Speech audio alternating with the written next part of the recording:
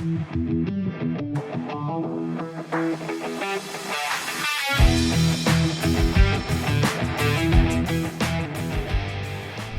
going on, guys? Just jumping in here real quick.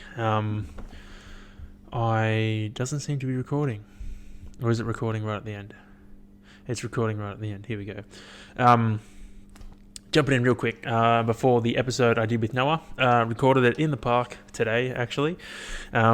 Apologies in advance. The audio at some stages is a bit whack because of the wind. But otherwise, it's pretty crispy. And the footage is fucking fantastic. So I might be doing more podcasts outdoors, especially if I've got a guest. I wanted to jump in and say I forgot to touch on it with Noah, but if you want to follow him on Instagram and follow along with his journey and how he's doing, it's Nazroah, Nazroah, and Strava. I'm pretty sure it's just his name, Noah Raz. I'll confirm that with you in a second. But yeah, fucking awesome episode.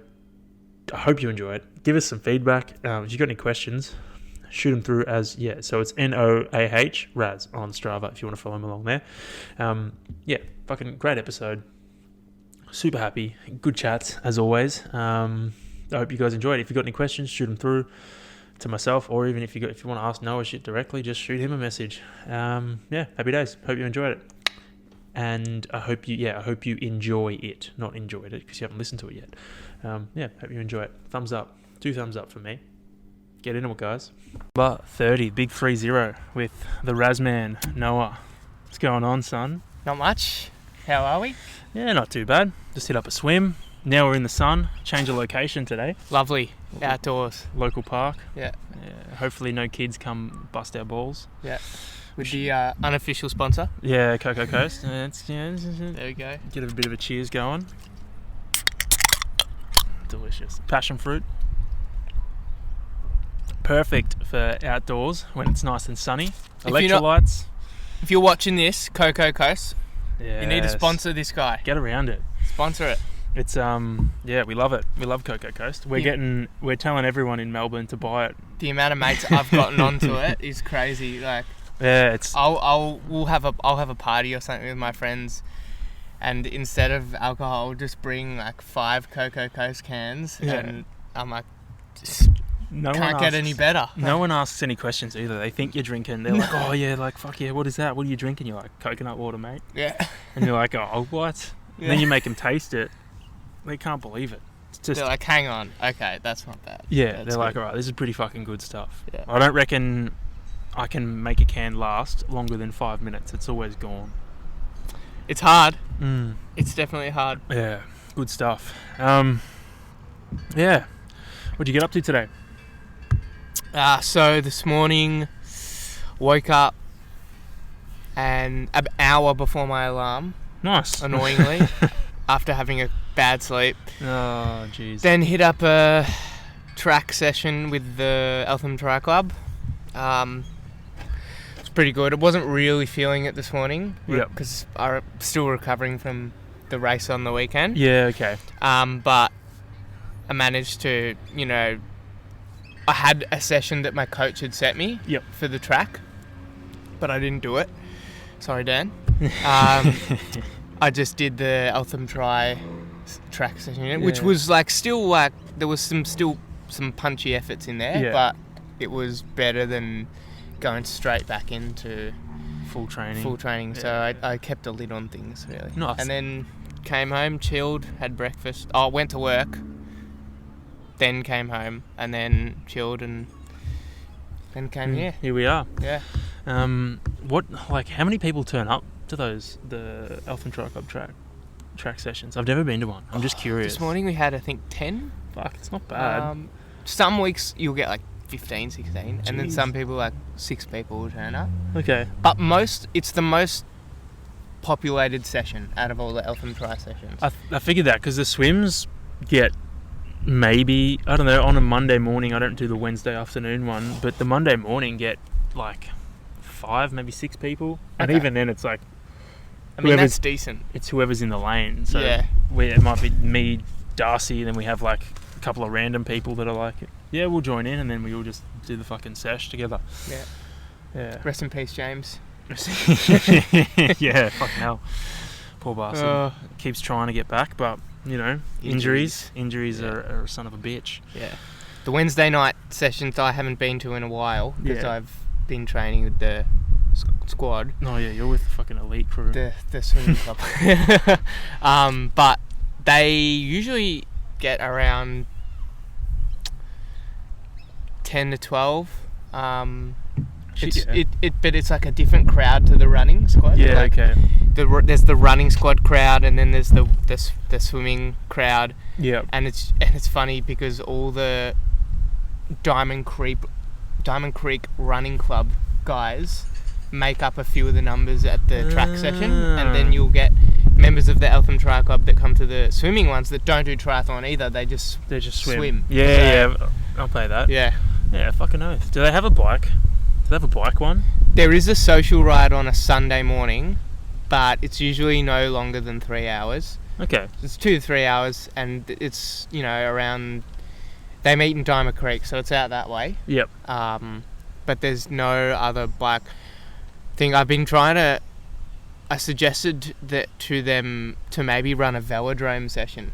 That'd be cool. Where we could do like velodrome efforts and stuff, which is like good for people who don't have indoor trainers. That's a good fucking call. I was gonna go to a velodrome, but I was like, I think there's one in Hawthorn or Northgate, somewhere like that. There's one Hawthorn, Reservoir, and Coburg, like the closest ones. Outdoor ones. Yeah, fuck.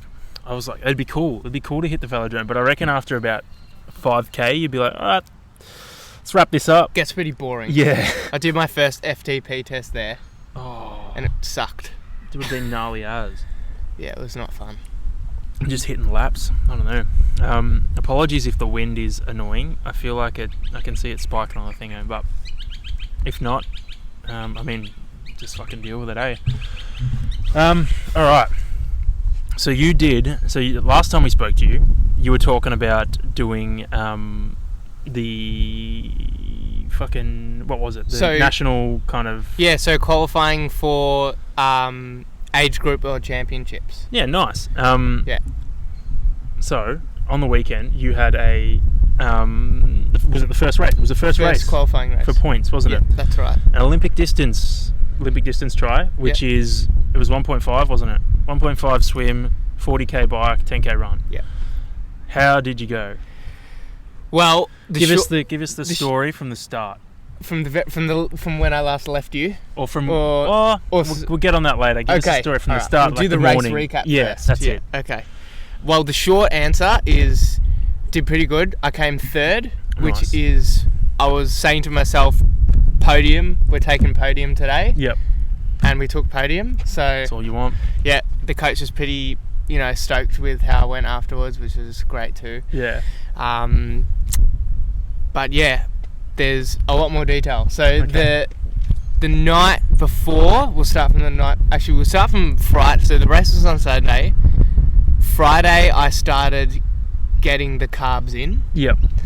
And I was like, I felt shit about it the whole time. I'm like, and I'm not one of those people who thinks carbs are bad. Yeah. Not at all. But I just felt weird because I wasn't eating any other macronutrient. I was like, carbohydrate. Okay. And then I was also trying to limit fiber as well. Because... Yeah, that's and then big that thing. really left me with slim pickings because not many other vegan carbohydrates are low in fiber. What I go for is my pre-race is always my pre-Ironman was a vegan pizza and some chips. Not clean, not healthy, but fuel, and it's going to block you up. And it worked. It worked true. Probably too well. I might take that out of your book. So then Saturday, kept the carb loading up. I downed 2 energy drinks as well. Not like your Red Bull, but like a sports drink. Yeah, okay, energy drink.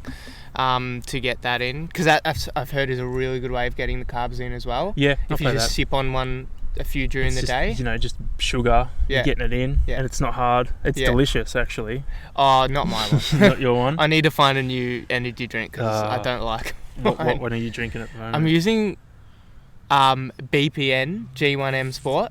Oh, okay. Which is yeah. Nick Bear's drink. Yep. And I do love their company. Like, they've got some great products. But if you're listening, Nick, the taste of your G1 Sport could use a little tweak. is all I'm saying. Is it like a carb drink? Yeah, it uses clustered dextrin as the carbohydrate. Okay. Yeah, right. Which I also might, another reason I might change that is because it doesn't have your 2 to 1 or 1 to 0.8 glucose to fructose ratio. Yeah, it's just clustered dextrin, which becomes just glucose. Yeah, okay. So you're not getting the optimum amount of carbs in right. that you can. The one I'm familiar with that does that kind of stuff is True Protein. I remember when I did the Spartan races, like the long stuff, all I would drink was the True Protein endurance formula or something like that. I can't remember what it was called, and that was delicious. Lemon lime. You used to just scoop it in your backpack, mix it up, and it would just taste like lemon lime cordial, and it was just like nice. I would use that for fuel. Like, it would have electrolytes, carbs, everything you want. Yeah. I think they do another one now. Like, the reason I stopped using that was because it wasn't vegan. It was filtered through like some fucking bone cloth or some shit, and I was like, ew. Like, why the fuck are you doing that? But I think they got rid of that, and they've brought a new one out that is completely vegan. So nice. That might be one that you try. It comes, in a bag. You just scoop it out. Yeah. I've been looking at Morton. I've heard of that too. Morton Nutrition, which is like sponsors of the Ironman now. I think they sponsor Ironman, and they, Kipchoge uses Morton. Okay. So like, if Kipchoge uses Morton, then like must be good. Their one is unflavoured. Their gels and drink has no taste. It's just like you're drinking water, and I think that might be what I might go for, because I'll get into it. But the race, there was some major nutrition problems. Yeah. Okay. Anyway, I wonder how unflavoured would go, especially in a gel form. I can't picture that. Well, you could always add like a natural sweetener to it. Yeah, true. I'll pay that. Which would have no calories. Yeah. So you're not skewing the carbohydrate, concentration and ratio. Okay. So who knows? Plus, you do get sick of the taste of shit. Like, you got to make sure you mix up the flavors of gels and chews and all that kind of stuff while you're racing, because like, once you get that palate fatigue, it's game over. I've also been thinking of using these. Yeah, I know a few people that, especially when they're training, they load up their drink bottles with them. Like, you could do that at the start. Oh, especially fucking Olympic distance, fucking oath. You just load up your drink bottles with Cocoa Coast. Yeah. And you're sweet. The only thing is you'd have to add salt, because yes, there's not much sodium in coconut water. Yeah. And that's like the one electrolyte that you really want. Yeah, or salt tabs. But like, you don't want to be taking tablets in a fucking Olympic distance. You'd much rather just drink it. Yeah. It's easier. Yeah. So night before, I went to a mate's birthday party. Had to leave early. Responsible. I like it. Nice. But it was good. And I had 2 dinners. My first dinner was before the party. I had a plate of rice, potatoes, and sweet potatoes. Nice, the good stuff. Yeah. And then after the party, I had a bowl of rice with cinnamon, banana, and honey. Oh, yummy, like a dessert rice. Yeah. No, maple syrup, actually. Fucking love that. Yeah, that was really good. And almond milk too. It was like a pudding sort of thing. Yeah, okay. That'd be fucking sick. Yeah. So how did that sit? Yeah, pretty well. Race day? The dinner, I did the pre-race nutrition really well. Yeah, okay, cool. So I was happy with that. So morning of the race, everything went, smoothly. Got down there about an hour 45 before. What time did it start? My wave start was 7:52 a.m. 7:52 a.m. So, which was actually decent. That's not bad, because then you got to check your bike. What checks between 6 and 7? It was 5:30 and 7:30. 5:30, 7:30. Yeah. Okay, cool. So there was a big window, which was great. Transition setup was good. Was happy with that. Then my grandmother and mother, both my grandmothers. Yep. And my mum came down to watch. Nice. And also I had a mate who I'd roped into doing the sprint. Yeah. So sick. he came down and watched me, because the sprint guy started an hour later. Yeah, okay. So he watched me start off. And also met my coach Dan down there as well. Yep. And yeah, so got down to the race start, did a little swim warm up. Nice. You got to do that. If You got to get the blood into the arms. It's a fucking game changer. Yeah, it Without, totally is. Because it just means that when you start, you're not dealing with that shit for the first 500 meters. Yes. You can actually go. It's already happened. You're not like, oh my god, why the fuck are my lats burning? What's going on? This fucking sucks. You've already got that shit out of the way. Yeah. And you can just go for it. That's right.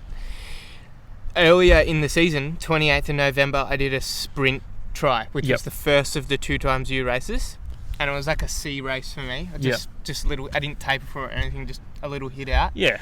And that was the one thing that I really noticed. That I didn't warm up for the swim, and I did like a run warm up, but I didn't want to. And I commuted to the race on bike. Yeah.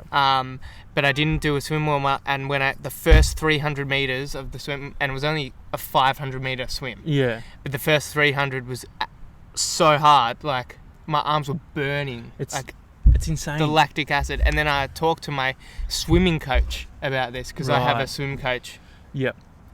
At EC Wave Swimming Club, and he said, try your best to get in the water and do some hard, 10-second efforts. Yeah, okay. Just before, as close as you can to the start gun, because you already build up lactic acid. You'll build up lactic acid in that, and then when you start your race, your body will already have the mechanisms in place to be removing that lactic acid. Yeah, okay. So that lactate inflection point has already happened. Right. So it's not, the lag up to that makes doing sense. it, which is what causes the fatigue. Because I feel that when I do bike efforts.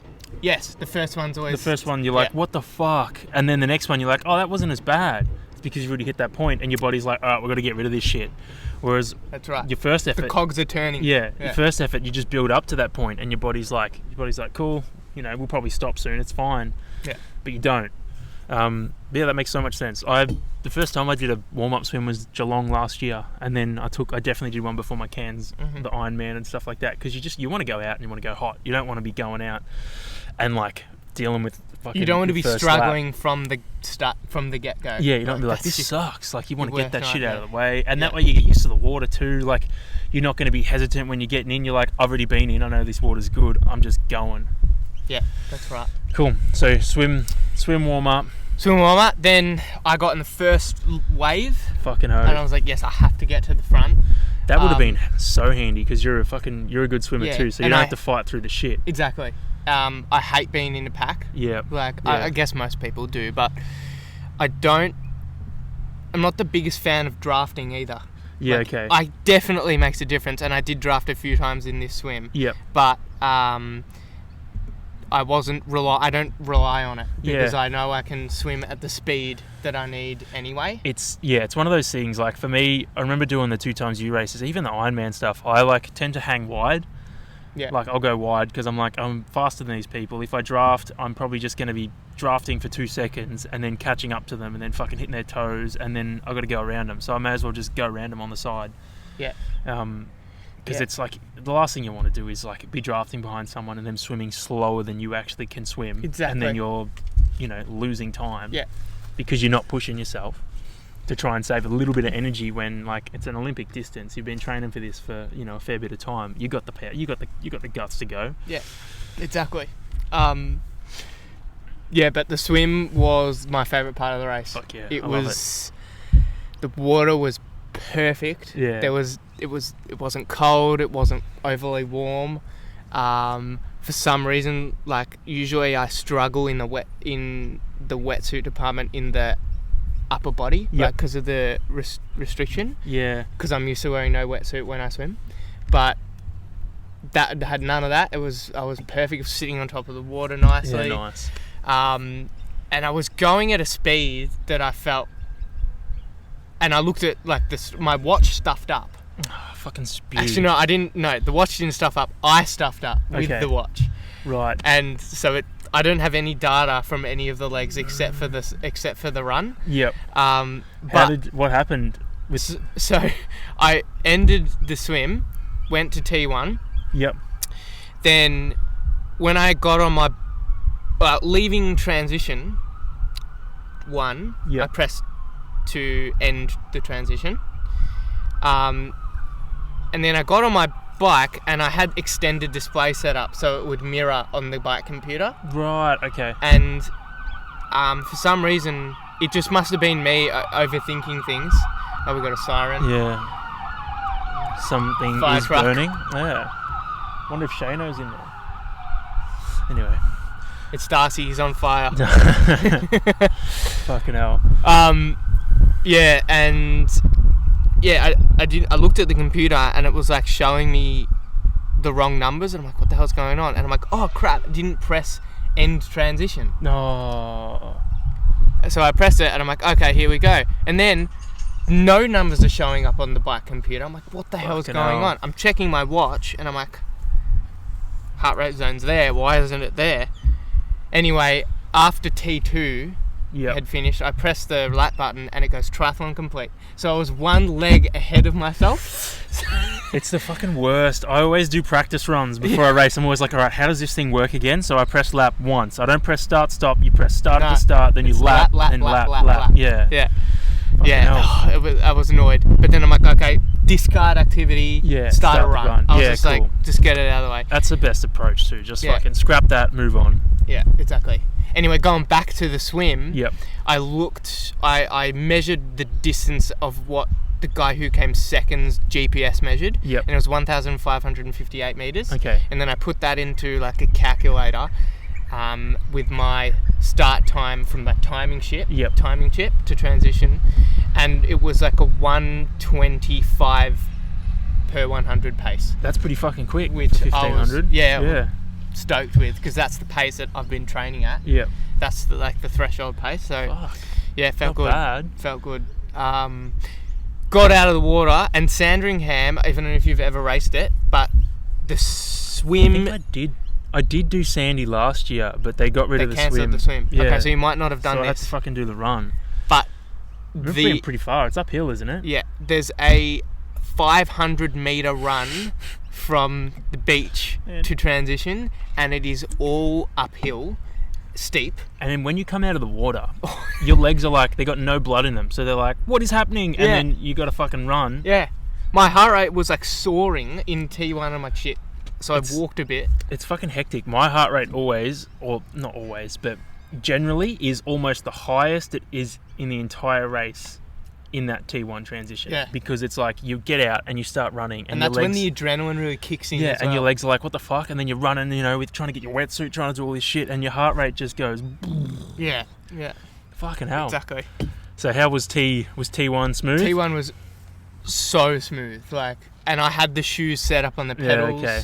I had my glasses on the bike. Nice. So all I had to do was yank my wetsuit off and put on my helmet and go. Okay. And the wetsuit came off in, I reckon, about 6 seconds, which is the quickest I've ever done it. Did you baby oil and all that shit? Lathered the shit out of my legs to slip it off before the race. So the guy who got out of the water just ahead of me, who ended up winning the race, he was taking forever in T1, so he ran up the hill and I didn't see him in that run to T1. Okay. Then when I got to my bike, he's still there getting his stuff ready. I'm like, oh crap, I've actually caught up in this run. Fucking hell. So him and I exited T1 at the exact same time, and I got my shoes on super quick on the bike. And then I realised, oh crap, he's a really strong cyclist, and he sped off. And I'm like, catching him. Yeah. And it would have been, even though I might have been able to hold similar power, it would have been stupid of me to try and catch him, because it would have meant an unnecessary surge at the start, which you don't want to surge hard. Your heart rate's already high. Yeah. You want it to settle before you start doing anything crazy. Yeah, exactly. So yeah, if you were to fucking go for it at the start, you could have just signed and delivered the fucking end of your race right there and been like, all right, bonking for the run, not getting anything, played it smart. Yeah, that's right. So the bike was interesting. Yeah. I'd say, like, it went. My time was. So for the swim, time was 22 minutes and 30 something seconds. That's bloody quick. For the Olympic, which is 1500. Yep. And then the bike, I ended up completing in 1 hour and 5 minutes, 40 k's. That's pretty good. And consider, I think Sandringham, out of all the 2 times U races, is the hardest course because it's. Yeah, I'll pay that. I mean, they're all pretty easy. But the thing with Sandringham is the first half of the bike is flat, second half rolling hills. Yeah. And rolling hills are like a TT bike's worst nightmare because you got to surge to get up the hill. And even though it's not even though you don't burn because it's not a massive hill, or you still got to put down. You got to put down some more watts, and then when you get to the top, the downhill you can't hold power downhill. No. And if you freewheel, then you're gonna lose speed. Yeah. So you got to keep it on. You get a rest, which is nice, but it just means your speed goes up and down and up and down and up and down. So my average speed was, I think, 36.7. It's still pretty fucking quick for a I can't remember what I did when I did Sandy, but yeah, I know what you mean. It's a tough course. I remember the day I did it. You hooked as soon as you come out and you go left, don't you? You go left first. Yeah, you go left. Yeah, and I remember it was like a tailwind, and it was like, this is the fucking best, man. So good. I'm like, this is fucking fantastic. Like flying, like 45 k's an hour. I was like, mate, watch out. And then you turn around and you're like, oh shit, okay, this is different. Yeah. You straight into the headwind. Was there any? There was no wind. No wind. That would have been nice. Which was nice. Yeah. And it was not a hot day. It was cool. So the bike, I didn't overheat on the bike. Fuck yeah. So the bike, all in all, I ended up with the 5th fastest bike in my age group. That's very good. I was surprised with because my bike is decent. Yep. But it's not, top level. It's the hardest one to being top build. 5, I was like, okay, that's pretty good. Like for only being in triathlon for 10 months. That's very good. Yeah. Like your bike will come. It's the hardest and slowest to build. Like I'm finding mine's only starting to get better now. Yeah. And I've been doing this shit for like 2 years. Yeah. It's it'll come. You just gotta fucking, do it. But that's very good considering. Like fuck, I wouldn't be upset. I wouldn't be rushing to improve it that much if I was you. That's pretty fucking good. Yeah, I've had thoughts like here and there, like what do I really want to work on in the off season? Yeah. And I'm like, I want to get my swim like back to elite level. Yeah. And I'm like, no, but you need more work on the bike. And then I'm like, bike will come. You just got to get time in the saddle. It's the run where you need to improve. And I'm like, you just need to improve in all 3. Like, end of story. Legit. It's a bit like that, isn't it? You just fucking, you need to, you start thinking in depth too much. And you're like, I need to improve in all 3. Yeah. And it's like, but I also want to get back into the gym. And I'm like, You just fucking do everything. Fuck it. Yeah. That's my mistake. Then you end up like burnt out. You're like, nah, fuck the off season. Just keep going. Yeah. I've had no off season because I started the end of last season and I went straight into training really hard because I'm like, I love this sport. Yeah. And then, so I'm really looking forward to, like, I don't want to wish away this season because I'm confident that I'll kill these races, but afterwards I can't wait for just It's nice rest. though. I love that feeling after a race. Like I'm so keen for that after Geelong in 2 weeks. Like I'm so keen for that Monday to wake up. Like I don't give a fuck. I want to sleep in on Monday, but even if I don't, I was saying to Caitlin the other day, I was like, I can't wait just to wake up, and then even if I wake up at 6, I'll go sit on the couch and watch cartoons or something. Like not have to do anything. Yeah. Usually it's like, wake up at fucking 5 and go train. Like I can't wait just to wake up and be like, cool, I'm up early. I get to watch cartoons. Like fucking awesome. I don't need to do shit. Yeah. It's like it's an earned reward, and you like, feel really good about it when it gets there. Fucking oath, like you work hard, you deserve it. Like you deserve a break. It's I mean, you don't want to get stuck in that mentality because it can be a bit dangerous. Yeah. Like as in terms of like feeling like you need to earn your food, earn your rest. Like it's a bit, the line's a bit thin there, but at the same time, like you fucking did earn it, so take it. So that brings us, did we get to we're in the middle of the ride. So bike, so I'll chat about the nutrition problem. So I had 1 gel before the race, Yep. before the swim, and then I had 3 gels on the bike. So 1 gel before the race. Yeah, 3 gels on the bike. Yep. So bit into the start, at halfway, and then about 10 minutes before the end. Yep. And the one before the end was caffeinated. Okay. And I hadn't drunk coffee in like 4 days. So that would have hit. I think so. Yeah. I couldn't tell. I'll tell you why, but I couldn't really tell. And then like half a gel on the run. Nice. So, and also an energy drink, which I had Right. put in between my aero bars. Yeah, on nice. my little profile I design, think we've like got the straw same thing. one. Yeah. That's so good. It's the fucking best. Yeah. The one like where you can put the bike computer into. Yeah. Yeah, one of those. That's sick. Yeah. So all in all, bike really good. I was like, there were these 4 guys that weren't in my age group, but I was like rotating the lead with them the whole time. Considering the hill department, I'm pretty happy with my speed. Yeah. Definitely at my next 2 races, the course was completely flat. Yep. So it'll really be just about just getting up to speed and holding it. Yeah. It'd be cool to see what you can do in those coming races. Yeah, I'm keen for those. Fucking Yeah, so T2 also went really smoothly. Yep. Bike racked well, got the shoes on, and then I went through this whole fucking shit with my watch. I was like, oh crap. But then when I started got into the run, I passed my coach, and he said, build into it. Yep. And about a minute in, I had the most painful stomach cramp. Every step, every stride was like a knife to the stomach. I was like, ow. I wonder, do you reckon you over-fueled? So here's the thing. It may have been over-fueling. Yep. I think I drank too much liquid. Yeah, okay. And the gels that I was using were the SIS ones, which are already like liquidy. Really liquidy. Yep. And the second thing was I didn't train with SIS gels. Which ones did you use when you trained? Endura, right. And the reason why this mistake. was because, I talked to my coach afterwards, and he goes, I don't know why you had the stomach to come, and I told him, it was like, yes, that would be why. Yeah. Anyway, I used Endura because I made an order for a whole bunch of gels from 99 Bikes like a few weeks before the race. Yep. So I could train with them, and they never rocked up. And they sent them to my address, which is currently a building site. Yep. But they didn't tell me where they went after that, and my mum was there the day that they were meant to be delivered, and nothing came. Lovely. So they're literally just in the void somewhere. Gosh. So the week of the race, I went and bought a whole bunch of SIS ones. Yep. And I'm like, okay. It was a last resort. Yeah. And it was the best I could have done in the time.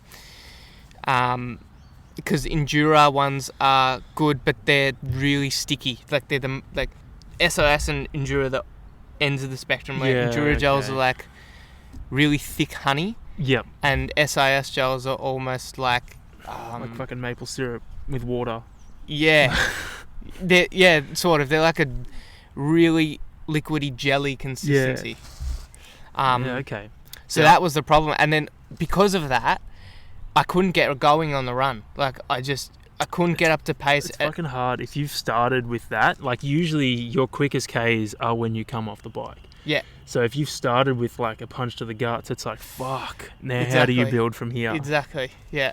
It was and it was partly that made me not really think about my legs. Like I don't recall feeling really bad jelly legs. Nice. Which is good because I've done a lot of brick sessions. Yeah. Brick sessions as well. You kind of get used to it. It's weird. You've kind of like, I find, well for me, it's like it's probably increased slowly, but it was the first 5Ks I always get for free after doing my ride. So like when I did that park run and I ran my like 5K PB, I did like a 2-hour ride beforehand because I was like, I know I can get 5Ks in for free. Like at a quick pace, I know I can get it in before it hits me. So like I just went for it. So, like, I don't know, do you find that you get a certain amount of Ks in before something hits you, or is it a bit different for you? I usually find as soon as I get off the bike, I'm a bit wobbly. Yep. And then it goes away. Okay. And that's what I was experiencing in the brick sessions that I'd done. But it got better every brick session that I did. Like, I could feel myself adapting to running off the bike really well. It's just a shame that in the race, I couldn't, zone into that because of the stomach pain.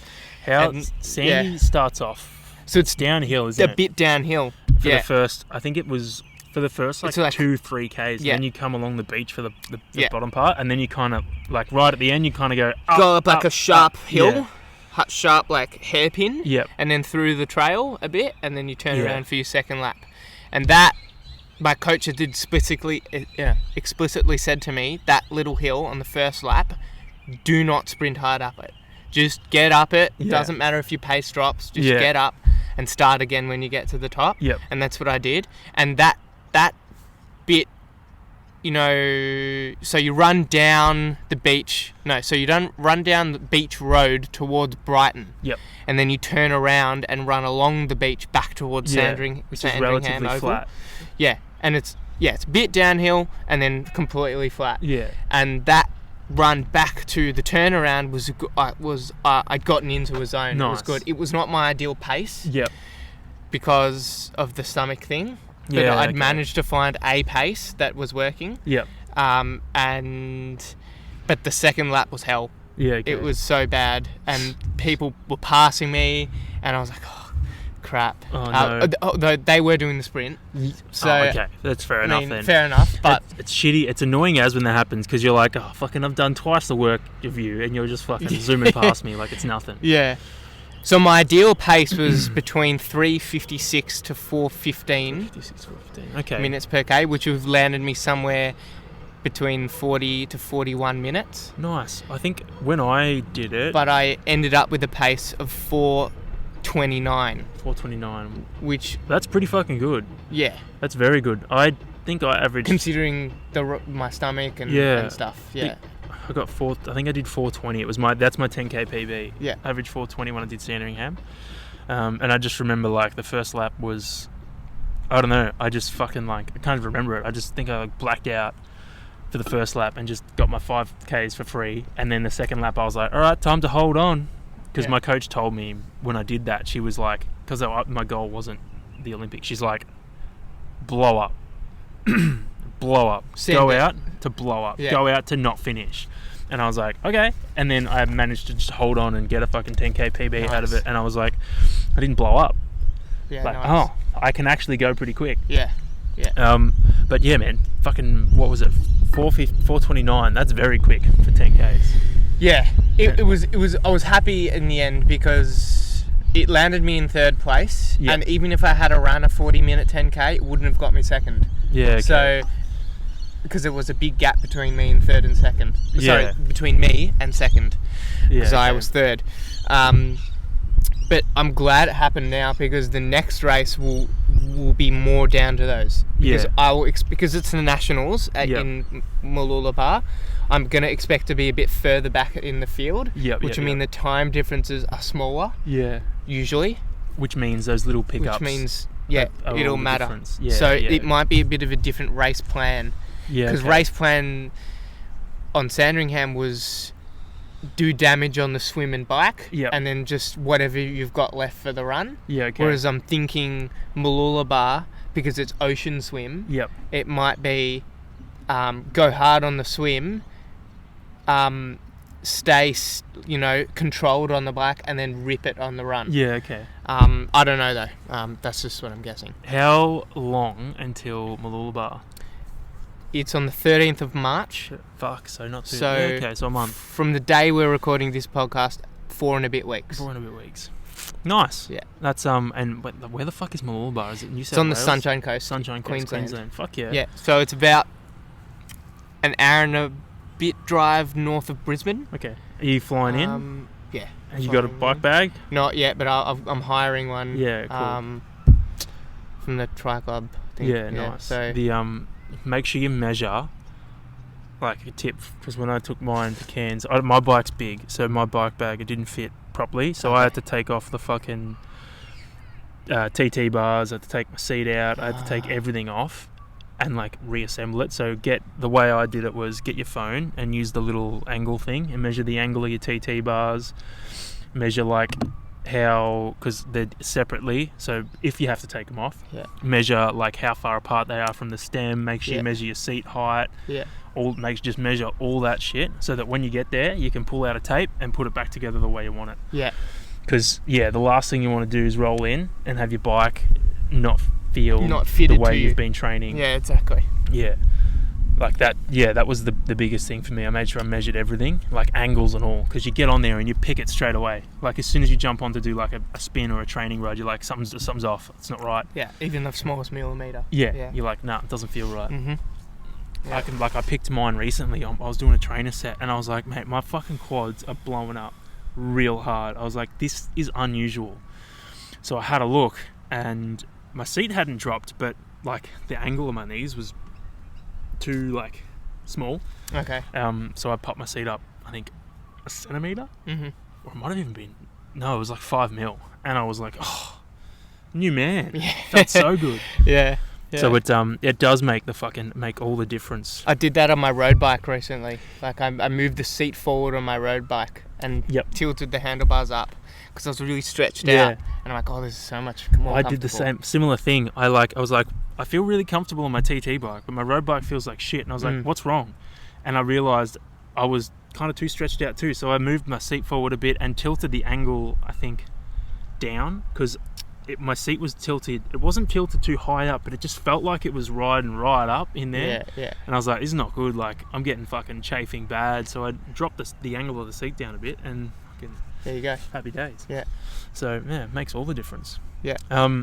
So the run, happy with it? Run, I'm happy with it, and definitely a lot of learning curves that I can take into the next race. So if you could say, like, what were the things you learnt from this race?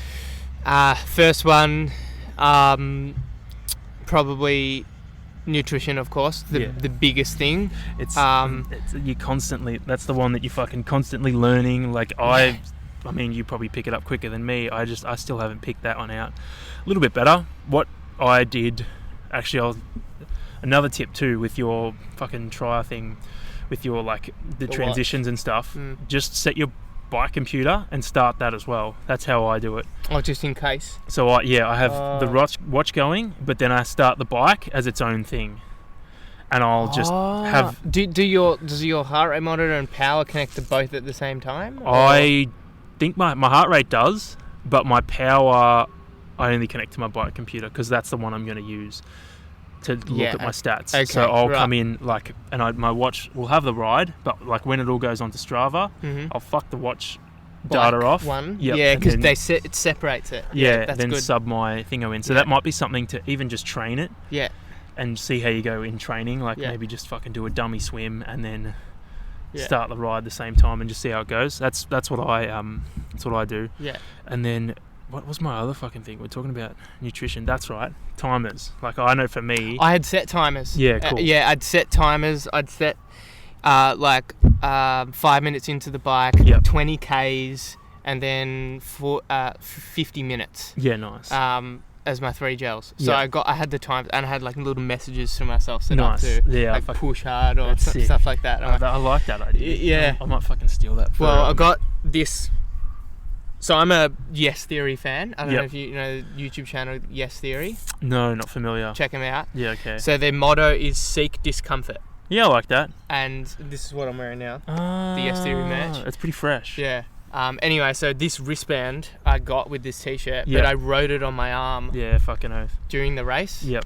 And it just gives you that little push. That little push. It's nice. It's a bit extra. It is. Like, you do it, I don't know, some random ass bloke at the gym once said to me, like when I was training for the Ironman, this was before COVID and stuff, so I thought it was going to be pretty close.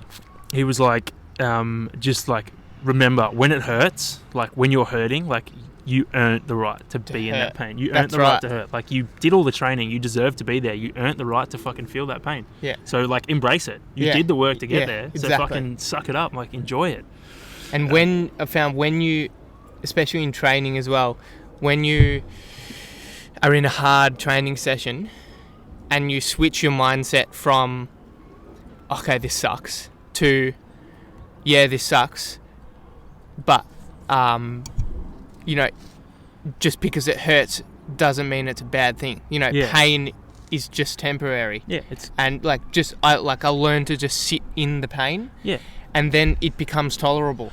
And you're right, 100%. I had that this morning when I was doing my trainer set. Like, I was doing my 14-minute efforts, and like, I always fuck with myself. I'm always like, all right, just do 4 minutes, and then you can get off. Like, after the warm up. The warm up's like 26 minutes. Mm-hmm. After you warm up, do first 4 minutes of the thing. That'll get you to half an hour. Get off, stretch your legs, jump on, do the next 10 minutes. Then I'll get to the 4 minute mark. 4 minutes in, and I'll be like, just fucking, you know, go to halfway, get 7. Mm-hmm. Nah, just finish it. And then I'm like, you know what? I'll start the next one and do 4 minutes of that, and then I'll break. Yeah. And then I get to the 4 minutes. I'm like, 7, 5, finish it. Then you finish 2 efforts out of 3, and I'm like, may as well start the next one. And then I'm like, I'm just gonna fucking finish this one too. Like, it's all about the mind games. Yeah, you just keep fucking with yourself, and then you get through it, and you're like, oh, I could do it.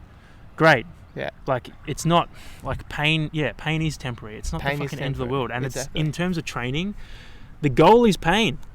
Yeah. Like, and if you're not hurting in training, then the race is going to hurt 10 times more. Yeah, you're not going to be able to put out the results that you want. Yeah, like, not every session has to be fuck you pain. Of course not. No. You got to experience it. You can't not experience pain in training and then get to race day and be like, oh my god, this is uncomfortable. It's like, no shit. It's meant to be. That's the whole fucking point. That's why not everyone does it. Yeah. But it's going to be more uncomfortable if you don't train it. Yeah, 100%. Like, that's why I look at training sessions. Like, you have them every now and then. I like to think of it as something from the fucking universe. Like, every now and then you're going to have a training session where you feel like absolute fucking rubbish, or like nothing goes your way. Mm-hmm. Like, it doesn't have to be painful, but it has to be a mental learning lesson. Like, you might have a training session where you fucking get a flat tire, like, fucking everything, all your heart rate monitors, power meters run out of battery, like, you get fucking stranded somewhere, you run out of fucking water, like, whatever. Yeah. But you manage to get home. Like, that there is a toughness training session. Like, that's like, I had the one with me was when James and I were training for the Ironman. We tried to dodge a storm, go to Seymour, do our 180k ride, a little bit of a run, and then come home.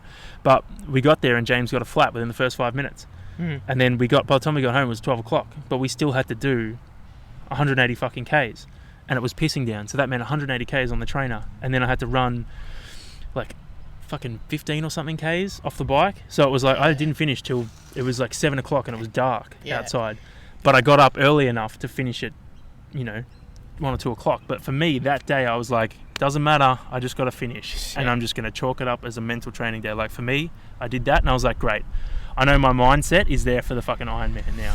That's it. Yeah. So like, it's mindset training as well. Yeah. You got to like, definitely. Yeah. Don't write off those sessions that are really hard, and you're like, you can't put out what you want to put out. Like, just showing up and going through them. Like, when you wake up and you're like, I don't want to fucking do this, but you do it, you get through it. Like, those sessions are the ones that will come out when you're fucking dying in the race, and you're like, nah, you know what? Like, I got the fucking, I went through this before. I know I can do it. It's fine. Yeah. Yeah. Nick Bear says this thing, this quote that he got from his running coach. Yeah. And it's, the motto is, be consistently good rather than occasionally great. Yeah, I'll pay that. And it's just so right. Like, this morning is the perfect example of me waking up, feeling like crap, not having enough sleep. Yeah. But I still went to the track session. And, before I go on, I was just talking about this with Anthony before the podcast, but the mindset of, like, sleep till you die is completely wrong. Like, I'm not condoning that at all. But what I mean by this one is, I still showed up. Yeah. And even though I may not have done the set session, I did a session that trained the energy systems I needed to a good enough degree. Yeah. I kept a little things. It was a shorter run that I would normally do on a Tuesday morning, Yep. but it still happened. Like, Yeah, it's better and than I know, nothing. And I was, happy with myself afterwards, Yeah. and that gives you confidence for training sessions to follow. Yeah, Exactly. 100%, exactly. And like that's one of the biggest things with Ironman. It's like, mate, showing up every day is what it's about. Mm-hmm. So if you show up one day and your session's too hard for you to do and your body can't handle it, pegging it back and just going through that session and getting the time done, like say it might be a 15k run where you got fucking bunch of efforts. If you show up and you just do the 15k run, cruisy, that's better than hitting those efforts, blowing a fucking hamstring and then missing 3 weeks. Exactly. Because the kind of volume, if you're training 20, 25 hours a week and you're missing 3 weeks, that's a lot of fucking time that you're losing. Whereas if you just, if you're not feeling up to it and you cruise it, that's better than blowing something out and getting injured. Yeah. Like you're better off, pulling it back and just getting it done than going out and fucking hurting yourself. My coach says to me, when you're in a session and you're doing efforts and you're like halfway through the efforts and your heart rate's soaring on the bike, or you can't hit the power numbers and you're focusing but it's just not there, or if you're running and there's a little niggle and it's just not going away, just cut it. Like, do the session but just do the rest easy. Yeah, exactly. And then if you feel any time where there are a few sessions in a row where you've felt like that and you don't want to train, it means you're overtrained. Yeah. And that's the perfect time to take a day off. Right. Just throw it all out the window and come back better the next day.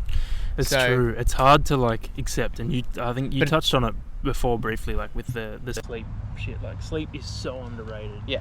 And I was talking to someone about it briefly. I can't remember who it was, but it was like, you're almost better off, like, I'm going to use Ironman shit, or the triathlon training principle. If you get home late one night, right? You can't train till 7 o'clock. You do your session, it means you go to bed at 9 o'clock. And then it's like, all right, I have to get up at 5 o'clock in the morning to swim. You're almost better off just sleeping in, getting up later, missing that swim, hitting your afternoon session and then resetting, because that sleep is going to benefit you way more than rolling up and just hitting your swim. Exactly, yeah. Like, you're risking just slowly driving yourself into the ground by getting minimal sleep. Sorry about that, folks. We had a bit of technical difficulty with the mics not working, but now they're back. We're talking about sleep, basically being really important, and how it's neglected, and how you're better off missing a session. Are you out of frame? Maybe. Here we go. There you Are you better off missing a session than missing sleep sometimes? And you're better off also missing a session and forgetting about it. Yeah. Rather than trying to do it again later in the week, because that just causes more problems. Every time I do that, like, I'll hit my coach up, like, all right, I can't do all my sessions on Friday, so I'm going to do an extra one on Thursday. And she's like, no, you're fucking not. No. Just miss it. Just get over it. Like, you're not going to do 3 sessions in a day. That defeats the purpose. You're better off just doing 2 and skipping one completely. So, yeah, recovery is very important. Yeah. Most important. Something that, takes a while to pick up and learn, but if you can learn it, beneficial. Exactly. Big time. We were talking about, before we got this shit rolling back up again, we were talking about power meters. I am rolling the Garmin Vector 3 double-sided power pedals, and like my right side is just it keeps saying right side missing, and like the battery cover is like, because it's the pedal's plastic but the battery cover's metal, and what it's done is it's stripped the thread so it doesn't screw in properly, so I've had to start putting like plumber's tape around it, the white stuff, to make it screw in properly. Then I got to tape it on. It's just a fucking absolute disaster. Yeah, that's not ideal. But like, I'm like you. I'm like, I don't want to spend $1,200 on expensive. a fucking new set of pedals. So yeah, like, I don't know. And then I look at the other options for power meters, and they're all confusing, man. Like, what are you looking at to try and get if you want a new one? Well, I don't Look, my idea at the moment is not to buy one.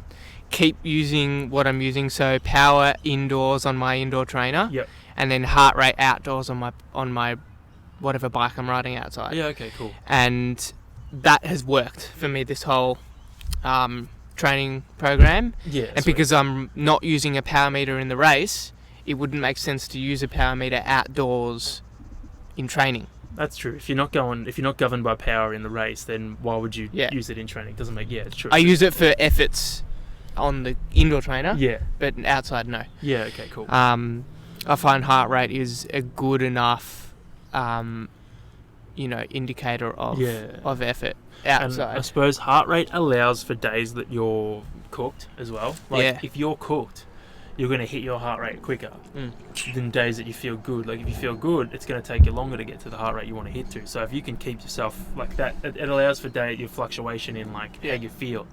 Whereas power, I know for today, my session this morning was fucking hard, just purely based on the weekend that I've had leading up to it. So if I was going by heart rate, it would have been much better because my heart rate was fucking flying today just because I was fatigued. Yeah, exactly. It's it has a lag, obviously a lag effect, but there's also, it allows for those things like you just mentioned. Yeah.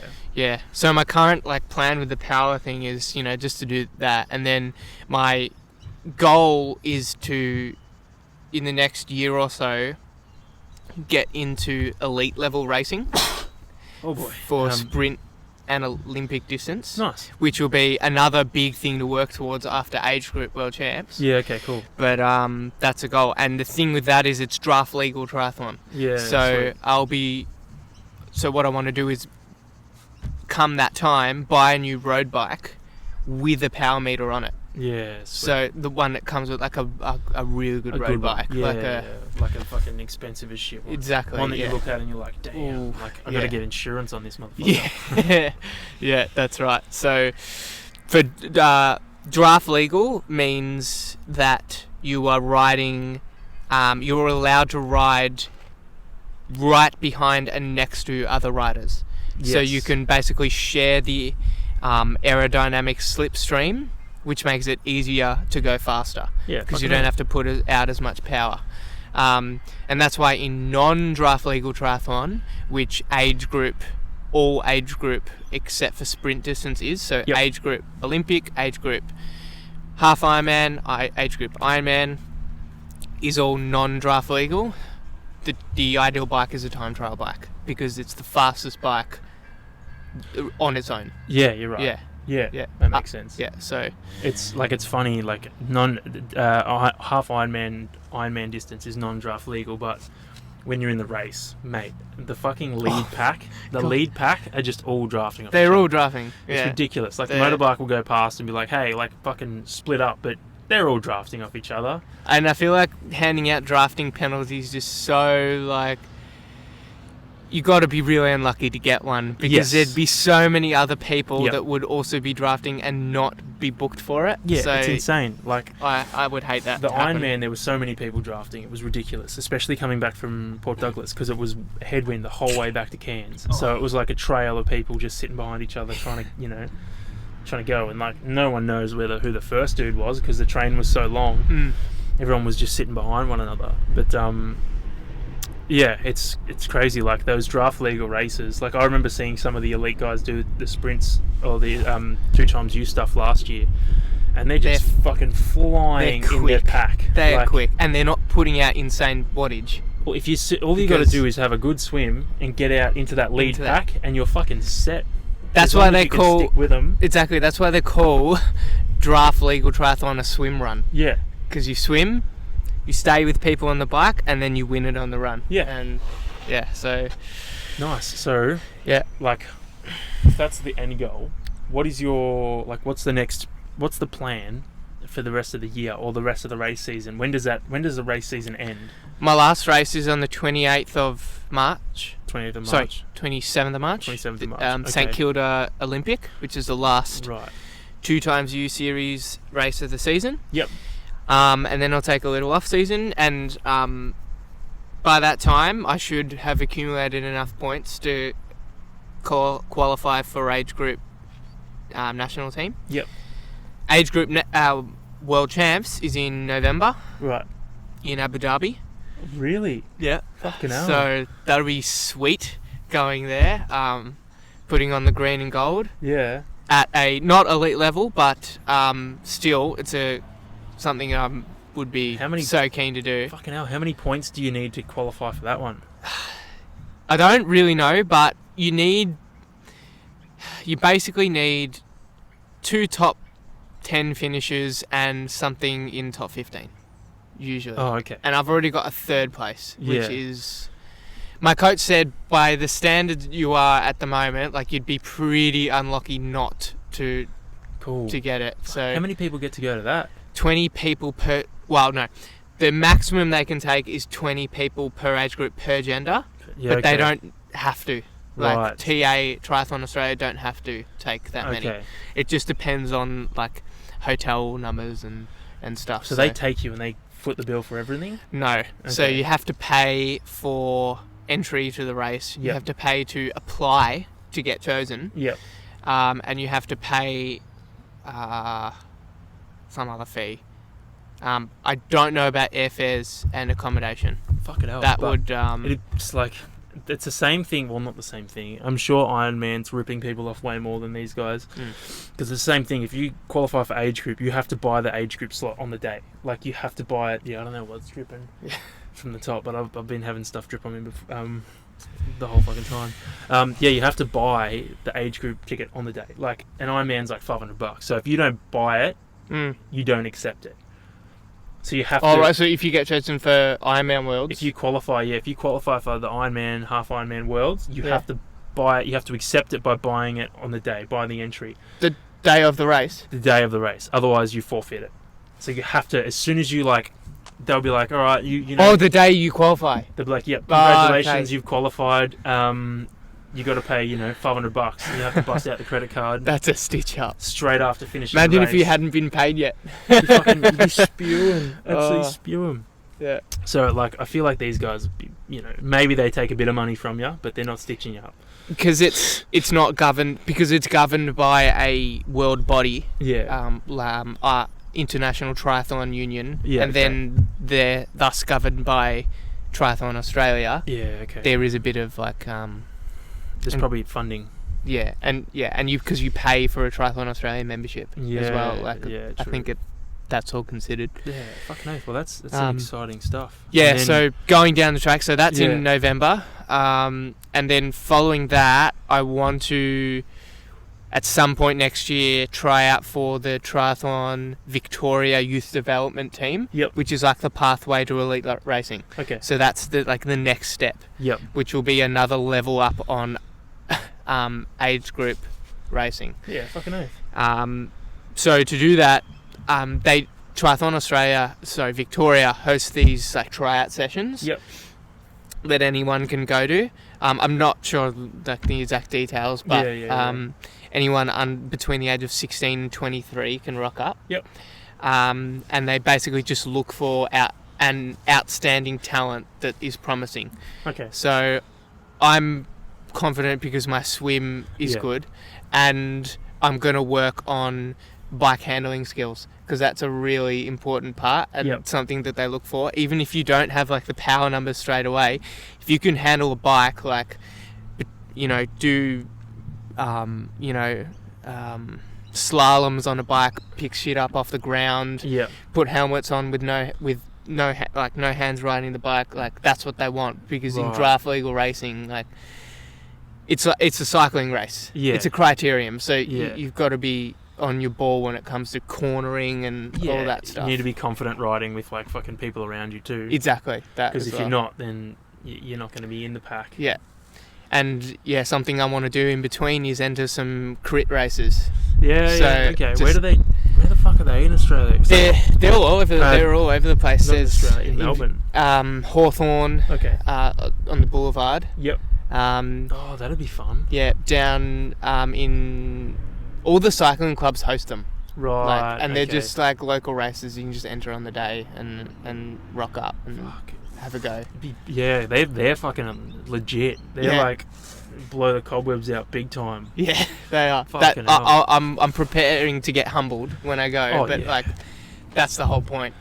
Like you want to be just out of your depth, like exactly with what you're training. Like those guys are pure cyclists. Like, exactly. You're not going to keep up. No, and I know that, so I'm just gonna practice sitting in a pack. Yeah. And see what happens. So. Yeah, fucking oath. So that's the plan. That's the goal. Fucking hell, exciting shit. Yeah. And then you want to get into, so if you get accepted into this youth training squad, the goal is go elite with the shorter distance stuff.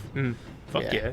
Yeah, that'll be so much fun, I reckon. Nice. But a lot of work to do, and you know, like the first race, I'm happy it's out of the way because it's given me some, you know,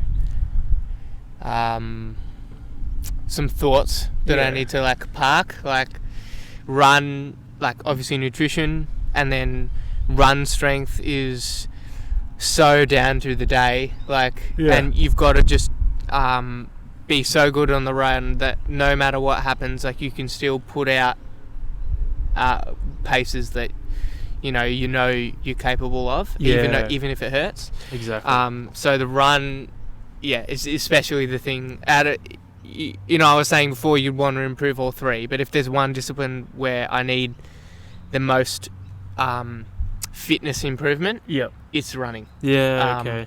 And even though I'm happy with, like, I've wiped almost something like 26 seconds off my threshold pace in 24 weeks. That's pretty fucking good. Which is like from no, actually more than that. So it's my threshold was 4:30 minutes per k, and now it's 4:01.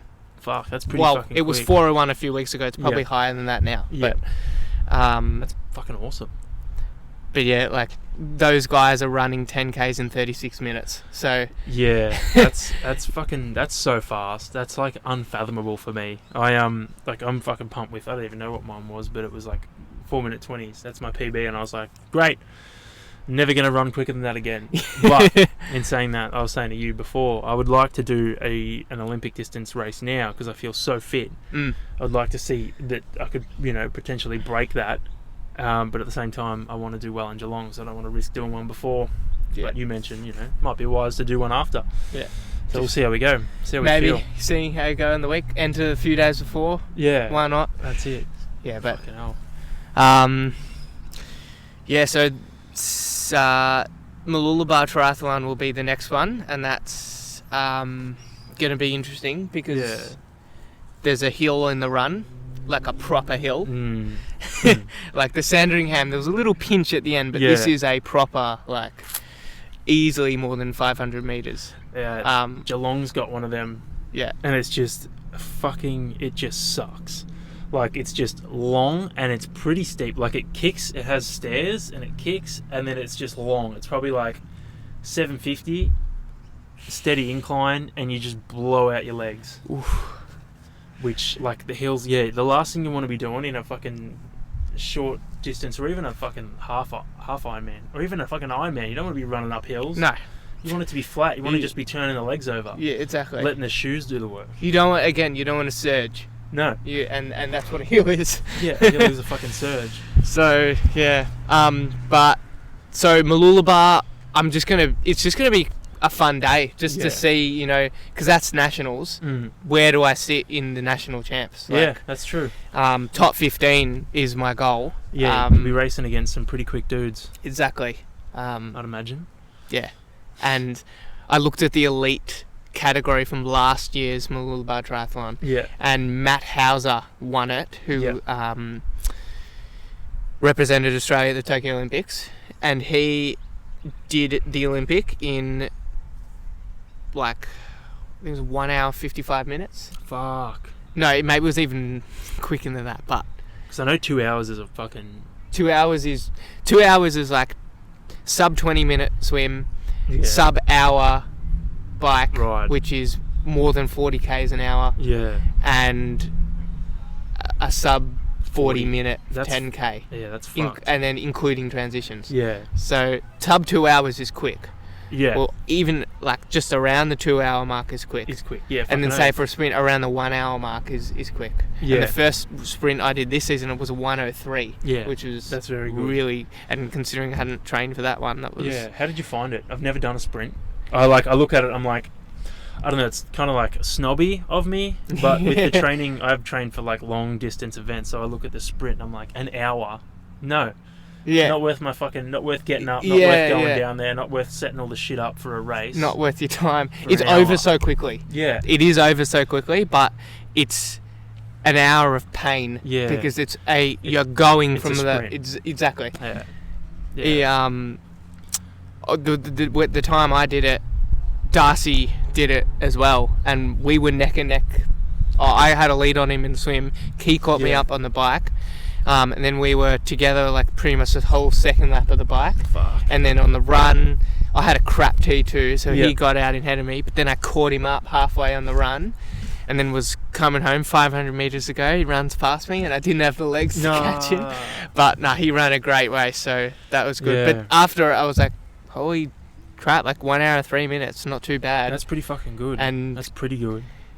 All things considered, that the swim was 250 metres shorter. Right, because it was 500, it wasn't was 500, 750, was so it?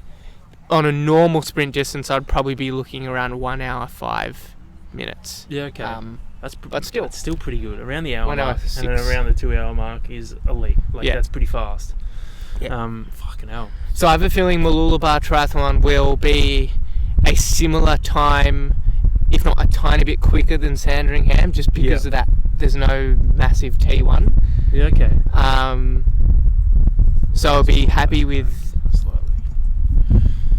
anything under, around the 2 hour 15 mark.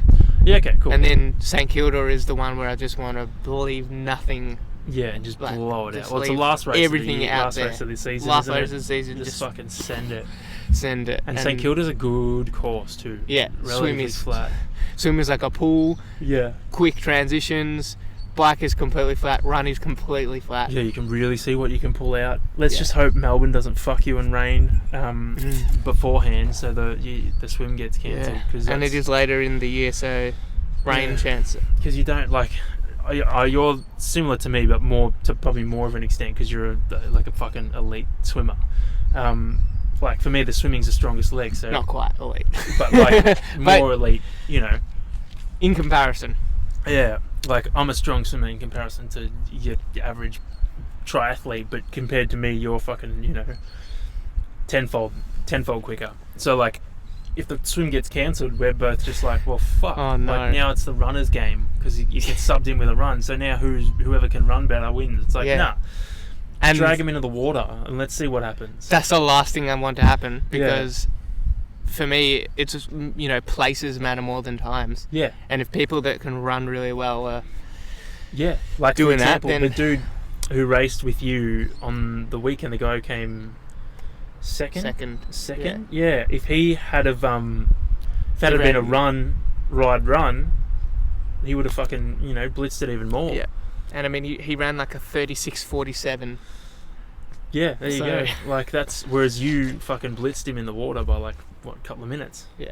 Yeah, there you go. But at the end of the day, if that happens, then you're just gonna have to accept it and just go, okay.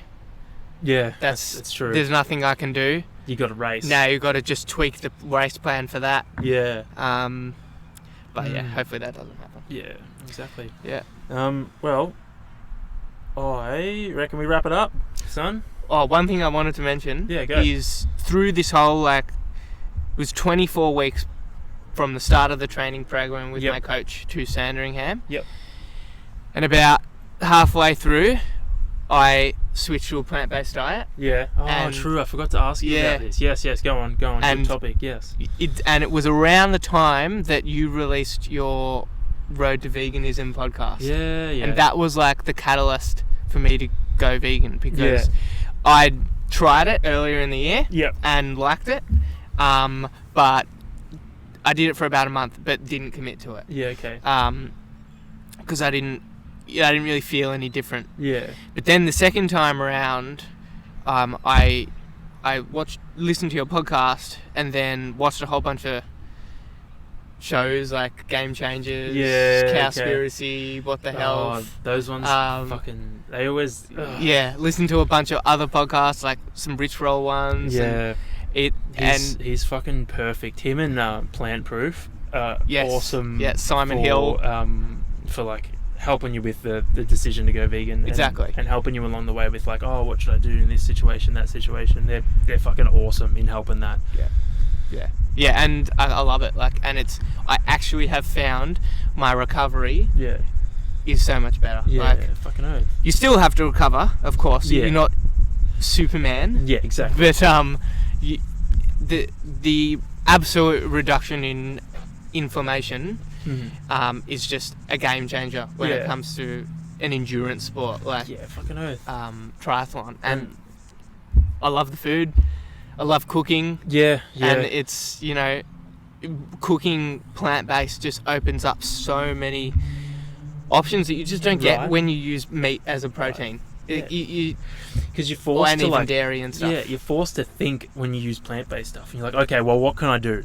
And then that just opens up fucking all sorts of options, and you're like, oh shit, I can do this, I can do that. How do I make a fucking cheese sauce? Yeah. You got so many different options. You can like literally just add, you know, vegan butter to fucking flour, bit of garlic, and saute that down. Or you can use potatoes, or you can use cashews, or you can use fucking anything. It's insane. Then you look at like the fake, the faux meats, like Cetian. You make that with fucking Vital wheat gluten. Yeah, wheat gluten and stuff like that. Like, what the fuck? Yeah, tastes great though if you season it right. Like, it's fucking awesome, and you get like your culinary skills go through the roof. Yeah, that's something I've found, and I'm sure you're the same. Like, you get so much better at using all different things and cooking all sorts of stuff that even if you were to go back to a meat-based diet, you would have this fucking skill set that, you know, you couldn't get anywhere else. It's fucking awesome. I've always loved cooking, especially baking and stuff.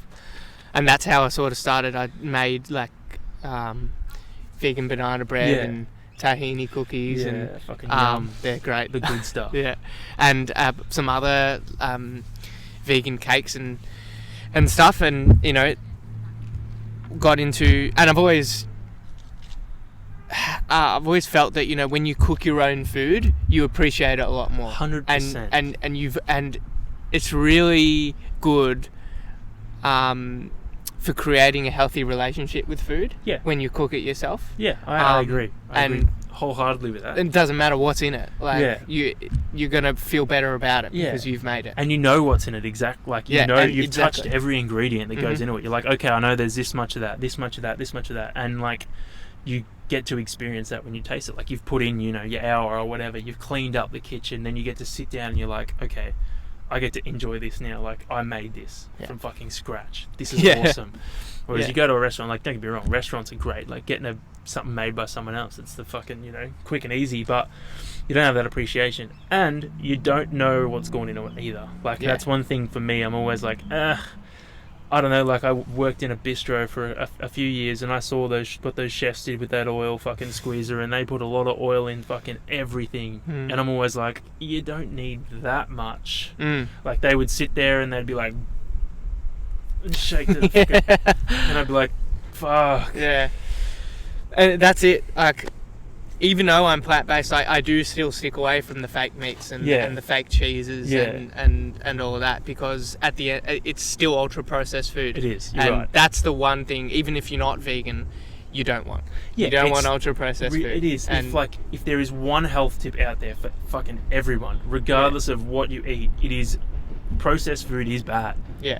It's not good. Whole foods rather than processed exactly. food. The closer you can eat a food to its original source, the better. Is far better. It's far better for everything, like your gut, fucking your health, your mind, the whole fucking lot, and your experience too. Like, you get to experience the food in its form. Like, it's better than the ultra processed shit where you're like, how the fuck did this even come about? Like, 30 ingredients, and you're like, how do they fucking make this? Like, if you can't comprehend how they made it, it's processed. Yeah, that's right. Yeah. And even coconut products. Yeah. I don't have a lot of, like, coconut oil. Coconut oil's not. It's not the no best, bueno. No. Yeah. It tastes good, but it's it's not coconut fat is just like 98% saturated fat. Yeah, it is. And a bit of saturated fat's not going to kill you, but too much. Too much. Yeah, will. it is. That's the one thing that a plant-based diet, a whole food placement, plant-based diet is really good for. Is lowering saturated fat and increasing polyunsaturated fat. Yeah. Shout out Simon Hill, Plant Proof. He's fucking. I got to start listening to his podcast again, because I was like, when I was listening to it, you learn so much. Yeah. And it's crazy. You got to listen to it like his twice. voice almost puts me to sleep. Yeah. it's you got to listen to it like 2 or 3 times to retain some of the shit he says, because it's like he dumbs it down, but it's still fucking so smart. Like, he's such a switched on dude. It's fucking crazy. Yeah. But yeah, if you're looking at going vegan, listen to his podcast, because he's fucking grouse. Yeah. He's really, really good. Yeah, fucking go vegan, you know. That's it. Go vegan. Yeah, I reckon we wrap it up. Thanks for coming good. on again. Thanks for having me. Been a pleasure. Yeah, I'm sure we'll get you on again, because you'll be maybe we'll get you on after you do St Kilda. We'll see how we go. Yeah, because I'm sure that'll be, or maybe, a month or so after, just see how you went with the whole lot and see how you're tracking towards the national team. Yeah. Be fucking sick. Be good. Yeah. Well, I think a bit way through April they announced the squad. So. Okay, maybe we wait until around then. Yeah. That'll be good to hear back from how the journey went. Yeah. Thank you. Hope you guys enjoyed the scenery. Tree. The outdoors. Yeah, I figured we'd change up the location. Get in the outdoors, get the sun, the fucking wind, the environment, fucking oath. Chat to you guys next week. See ya.